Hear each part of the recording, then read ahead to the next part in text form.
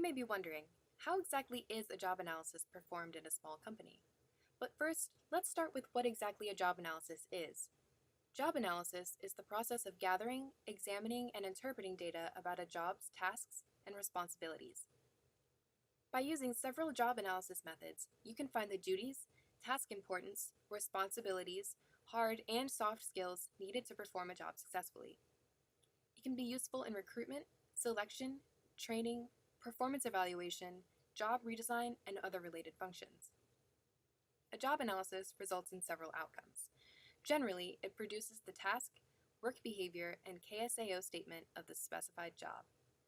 The task should be stated in a way that is specific, detailed, and most importantly, understandable to the employee. The statement is useless if the employee can't understand it. A job analysis should also identify the work behavior. A good way to reach this broad, high-level description is to start with tasks and then group these into duties or roles. The final outcome of the job analysis is the KSAO statement. The KSAO statement identifies the knowledge, skills, abilities, and other capabilities needed to be successful in the job.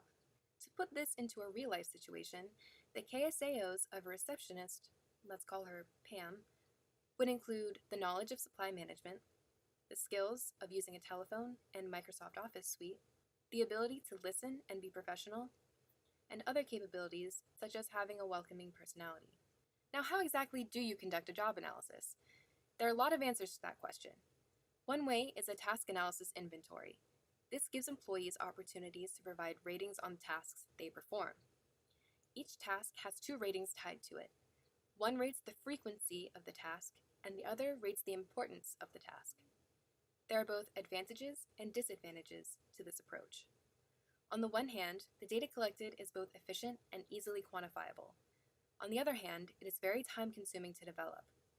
This approach also has potential ambiguity because even though management spends a significant amount of time creating the questions, the applicants could still view the questions as vague and confusing. This results in less accurate and less reliable results, and there's no way to monitor this. Another method is the critical incidents technique. This technique of job analysis identifies good and bad behaviors of the job. This helps a company clarify both helpful and harmful behaviors to the job. Let's go back to our receptionist example. It can be used to identify great employees. Say, for example, we have two secretaries, Pam and Jan. When Pam answers an incoming call, she speaks in a calm, friendly tone. She asks the customer how their day is and what she can do to help. When the caller expresses frustration, Pam continues to remain calm and assures the customer that she is working to get the problem fixed. On the other hand, Jan answers the phone aggressively, saying, "What do you want?" Right away, the customer becomes even more hostile, fueling the initially small problem. Jan is rude and short with the customer, saying that there is nothing she can do to help. As you can see, these two approaches result in extremely different outcomes. Questionnaires can also be helpful in a job analysis. This method assesses behaviors by asking employees about their work output, relationship with others, job contact, and other job characteristics. Creating a job description is another method of conducting job analysis. This would define the parts of the job by identifying the job title, job summary, potential supervisory roles, job context, and the KSAOs. A receptionist's job description would include serving visitors by greeting, welcoming, and directing them appropriately, notifying company personnel of visitor arrival, and maintaining security and telecommunications systems.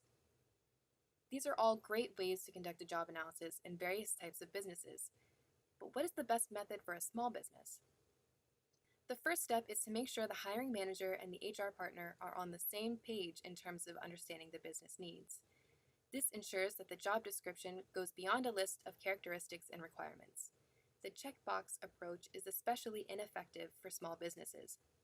According to the 2017 State of Small Business Report, half of all small businesses say the top challenge they face is hiring new employees. Today, hiring has become a buyer's market, so it's especially crucial for small businesses to avoid bland, common job analyses because these will not grab the attention of new hires that could bring the company to the next level. In small businesses, employees are exposed to a much wider range of job functions. That being said, it's important that the job analysis conveys to potential new hires that each job works closely with other jobs in the company.